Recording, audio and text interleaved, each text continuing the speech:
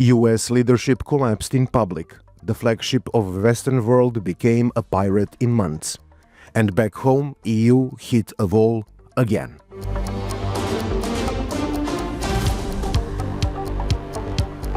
From Lisbon, this is Frontlines and Backrooms Brief, the stories shaping the week.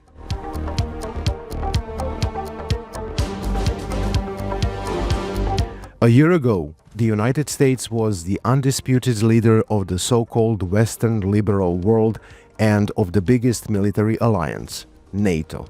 The flagship of the free world now looks like a pirate sailing alone. American exceptionalism didn't collapse in war or a recession.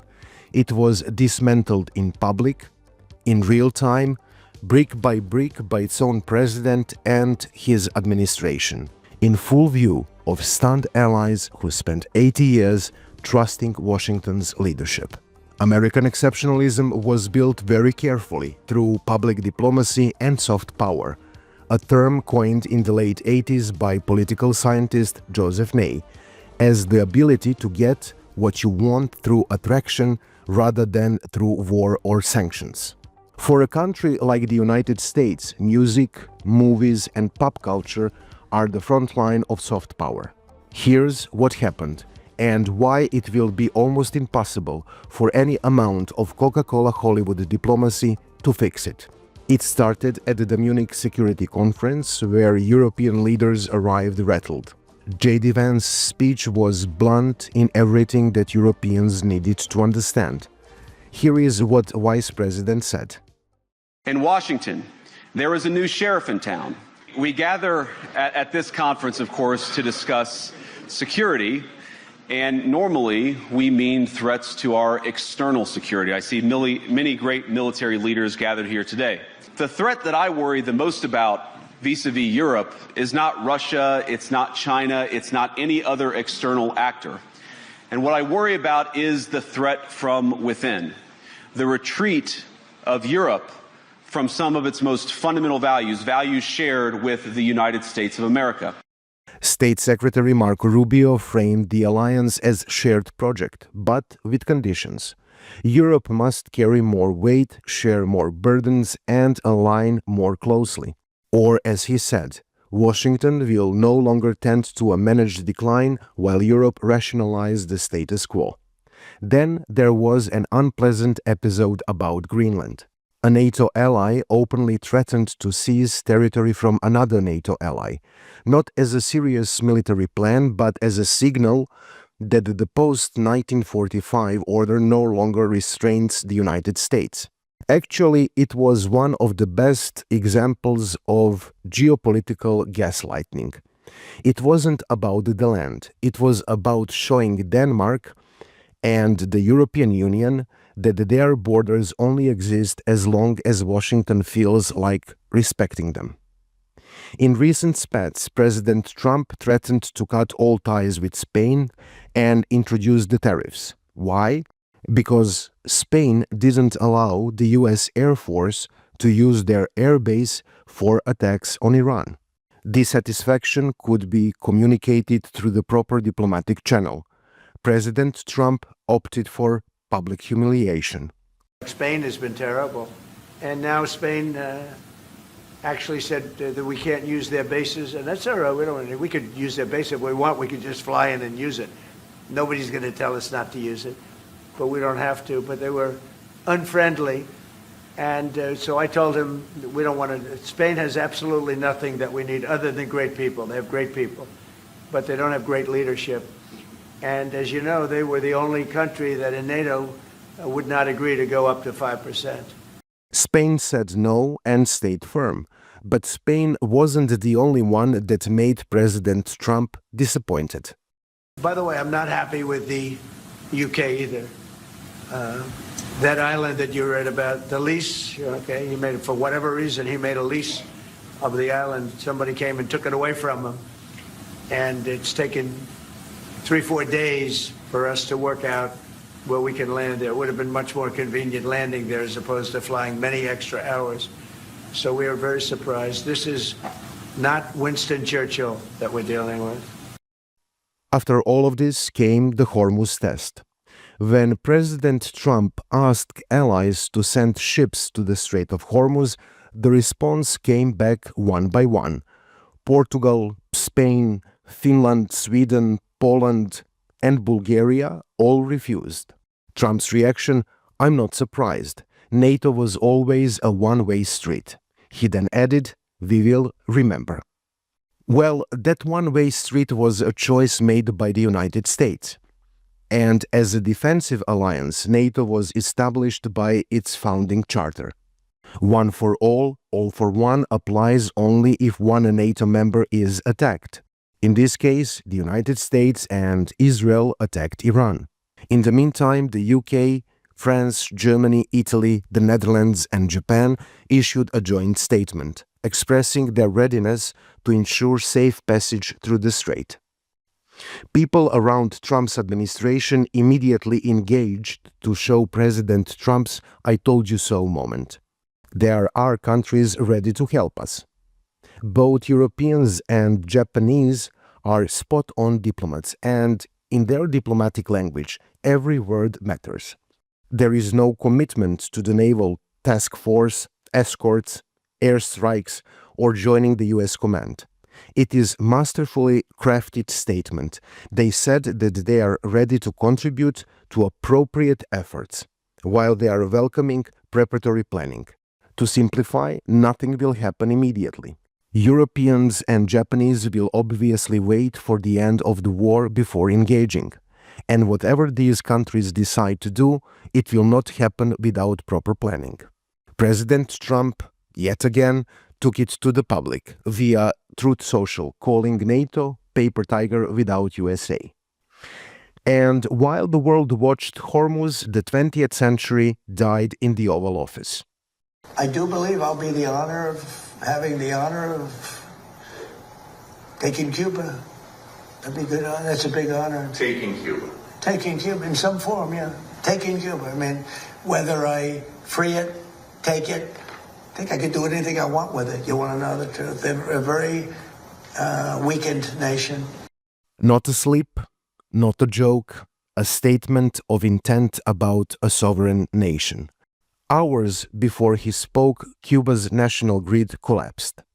10 million people in darkness, no oil shipments for 90 days. Food and medicine are running out. The US and Cuba are in talks. The US demand Cuban President Miguel Diaz-Canel must go. For 64 years, a promise held: no invasion of Cuba, made in 1962 at the edge of nuclear war by two men of different kinds. President Kennedy and the leader of the USSR, Nikita Khrushchev. From inverting the world from almost certain nuclear war to "I can do anything I want with it." Lastly, let's talk about the Rubio Doctrine, where a foreign policy advocates for a robust American leadership, strong military power, and the active defense of national interests and democratic values. It posts that the US is the indispensable nation, viewing foreign policy as a tool to sustain American primacy. First articulated during Rubio's 2015 presidential campaign, the framework has evolved to focus on the rise of civilizational conflict. In practice, it looks like this. I don't think that the European Union gets to determine what international law is. No, they certainly don't get to determine is how the United States defends its national security.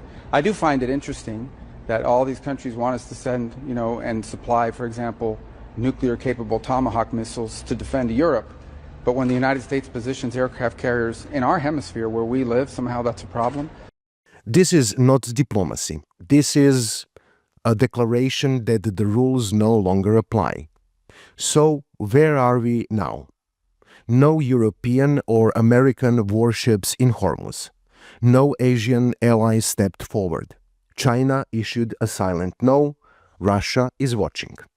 The United States asked the world for help managing a crisis it created, and the world said no. Trump's response: we do not need the help of anyone. But there is the problem. A hegemon with no followers isn't a leader. It is a pirate. The transatlantic alliance isn't dead. Currently, it is on life support machines. But the assumption that Washington's word is binding, that American power is predictable, that allies are partners, not instruments, all of that is gone. Or, as Denmark's Prime Minister ominously put it, the old world order is gone, and probably it will not come back. The United States can still project power. Without doubt, it can still strike anyone, anywhere. But it can no longer pursue. It can no longer lead. And no amount of soft power, no Coca-Cola, no Hollywood, no shining city on the hill will bring that back. Because soft power requires trust. The question now is not whether Europe will forgive Washington. It's whether the United States even notice it's alone. Because a pirate doesn't need friends, but a superpower does. And for Europe, well, maybe the toughest dilemma in EU existence. If Washington has decided it no longer needs followers, Europe has to decide who it will follow instead, or to rise up and stand for itself. And in the backrooms of Brussels, those decisions are already being made. Now let's go back home. A quick note from Brussels, where the European Union just hit a wall. Again. Yesterday, Viktor Orbán did what Viktor Orbán does. He said no. No to the 19 billion loan for Ukraine. All the other EU leaders agreed back in December. But Hungary once again said no to funding Kiev needs to keep its government running, to pay pensions, to hold the line. His reason? Oil. The Druzhba pipeline, damaged in January by Russian strikes, carried Russian crude through Ukraine to Hungary. Orbán now demands it flow again before he lifts his veto. Never mind that EU experts are in Kiev right now, waiting to inspect the damage, ready to pay for repairs. For Orbán, this isn't about oil. It is about April 12th. That's election day in Hungary. He's trailing in the polls, and nothing rallies a base like standing up to Brussels and Kiev at the same time. The Finnish Prime Minister said it plainly. He is using Ukraine as a weapon in his election campaign. Zelensky addressed the summit by video and said, even today, we don't know for sure whether the support will be unblocked. Orbán was not listening. He was walking around conference room. And here is the uncomfortable truth. There is no plan B. The EU needs anonymity for the loan. One country of 10 million people, a fraction of bloc's 450 million, is holding the line. Orbán's message: no oil, no money. Actually, there is Plan B, which was once a Plan A to use Russian frozen assets. That Plan A became Plan B because Belgium was against due to the legal concerns. Yesterday, Belgium's Prime Minister suggested that EU may have to wait until after Hungary's election to try again. That's weeks that Ukraine doesn't have. And that's the world this week. From Frontlines and Backrooms, I'm Vladimir Bobetic, and until next time, keep looking beyond the noise.